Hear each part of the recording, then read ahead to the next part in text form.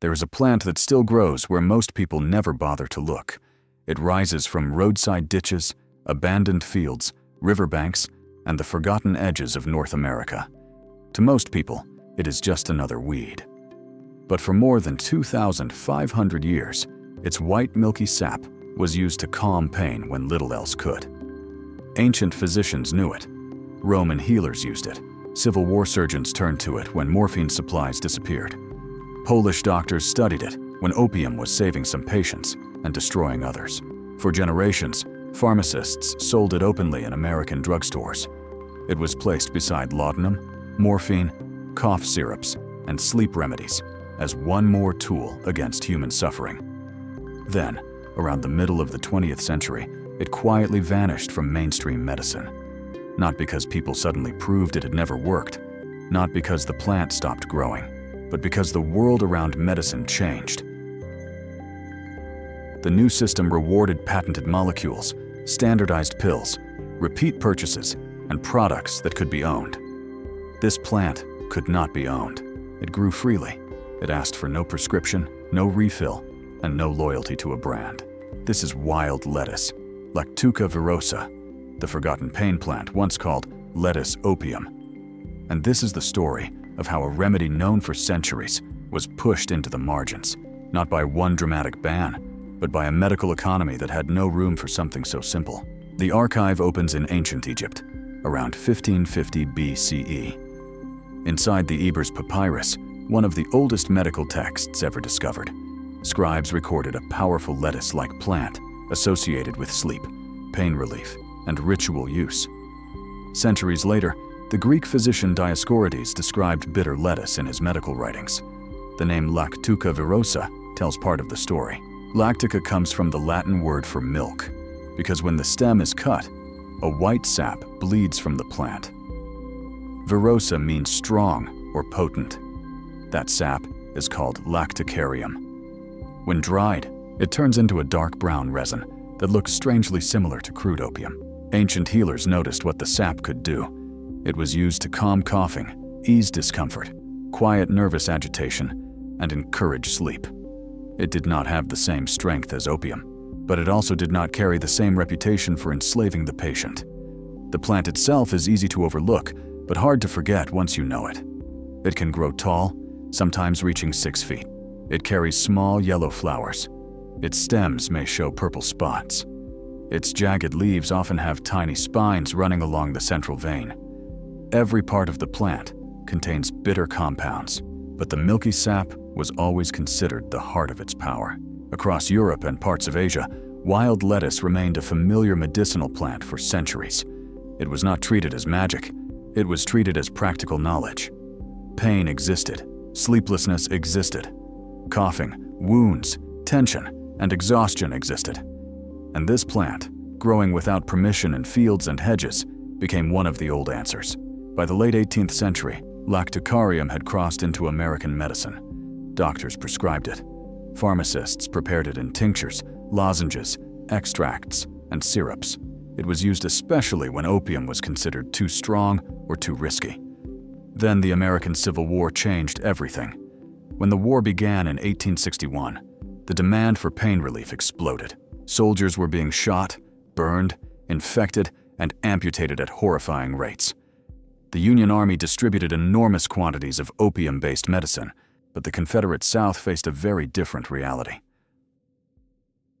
Blockades strangled supply lines. Morphine became scarce.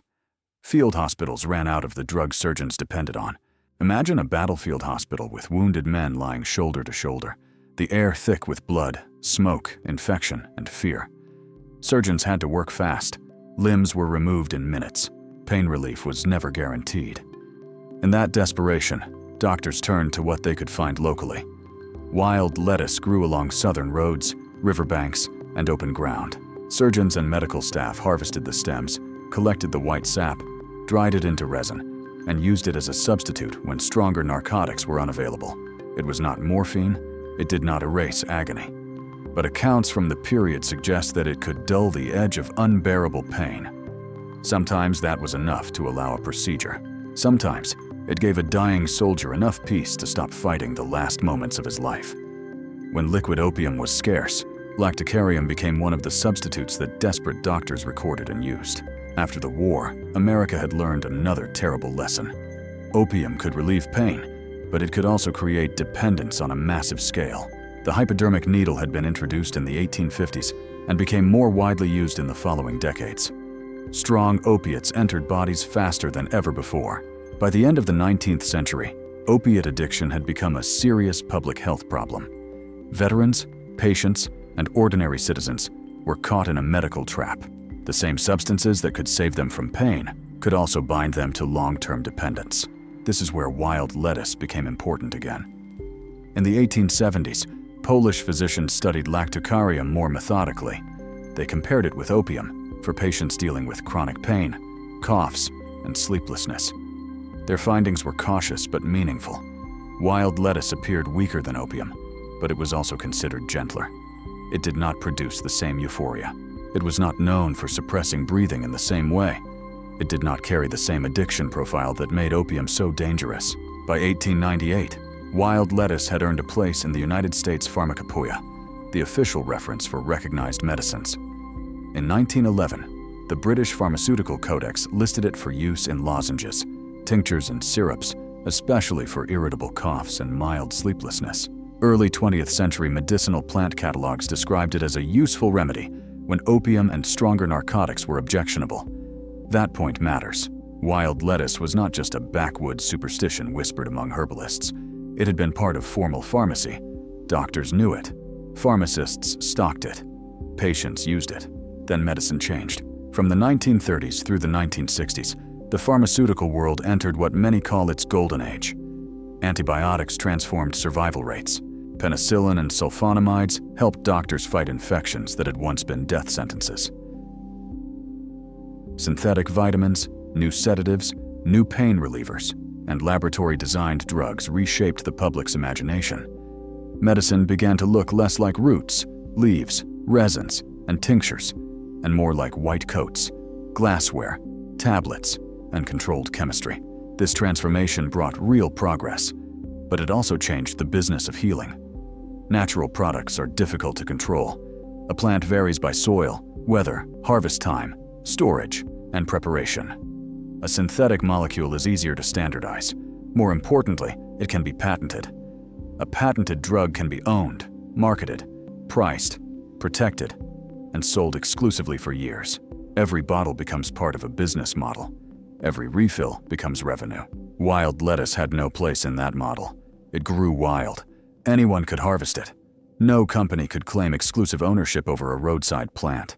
No corporation could easily turn it into a protected empire unless it isolated, modified, or synthesized its compounds.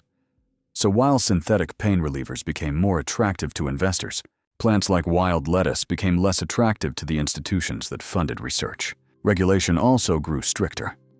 By the 1940s, the FDA had expanded its authority. Medicines required more testing, more consistency, and more proof. In principle, this protected the public. In practice, it also created a barrier that only well-funded companies could cross. To keep wild lettuce in mainstream medicine, someone would have needed to pay for serious clinical testing, standardization, and large-scale research. But who would pay millions to prove the value of something no one could truly own?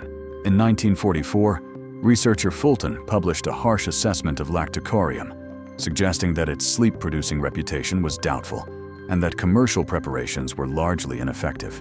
Later explanations pointed to a major problem. The active compounds in wild lettuce, including lactacin and lactocopecrine, can degrade over time, especially in old or poorly prepared products. Fresh sap and carefully made extracts may not behave like stale commercial preparations sitting on a shelf.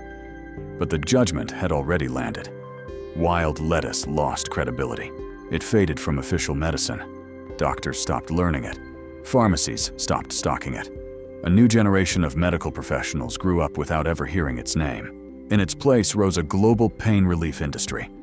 Aspirin, ibuprofen, acetaminophen, naproxen, and later opioid medications became part of everyday life. The market for pain relief grew into tens of billions of dollars. Over-the-counter, analgesics alone generate massive annual revenue. Pain is universal. Headaches, arthritis, back pain, injuries, surgery, fever, inflammation, and age-related aches touch almost every family. A pill that promises relief becomes one of the easiest products in the world to sell again and again. But every solution has a shadow. Non-steroidal anti-inflammatory drugs can irritate the stomach and increase bleeding risk. Acetaminophen can damage the liver at high doses. Opioids, while powerful, helped fuel one of the deadliest addiction crises in modern American history. The search for non-addictive pain relief became urgent.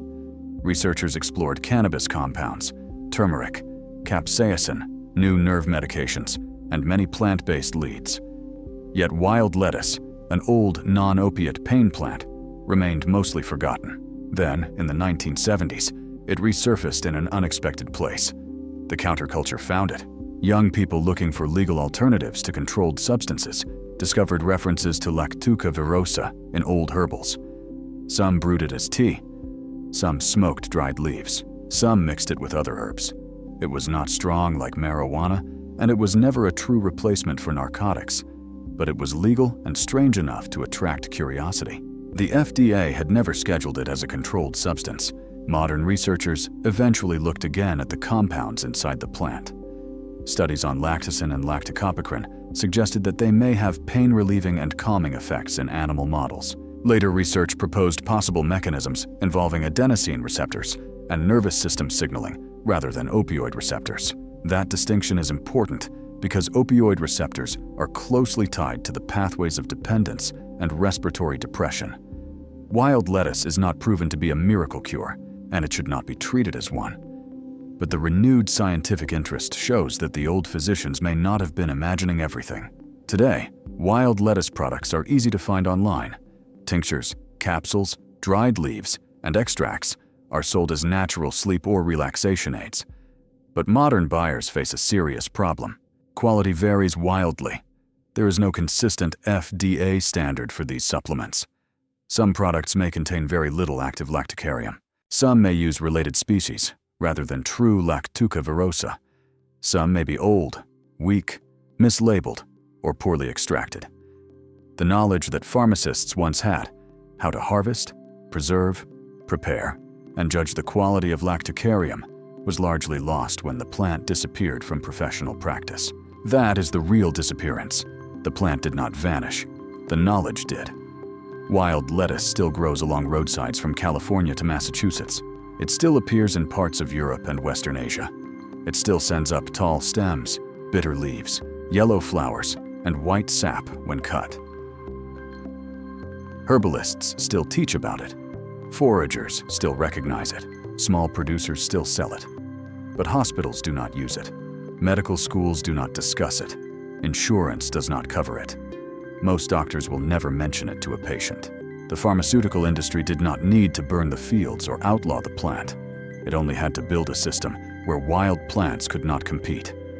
Patents favor synthetic molecules. Clinical trials require huge funding. Pharmacies prefer standardized products. Insurance reimburses approved drugs. Advertising shapes public trust. In that world, a free plant growing in a ditch becomes invisible. And that is what makes wild lettuce so powerful as a symbol. It is not only about one plant, it is about the kind of knowledge that disappears when healing becomes inseparable from profit. It is about the old relationship between people and the living world around them.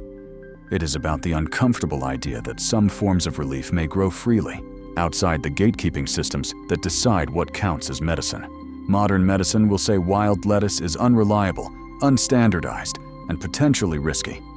Sometimes that criticism is fair. Plants can be misidentified. Doses can vary.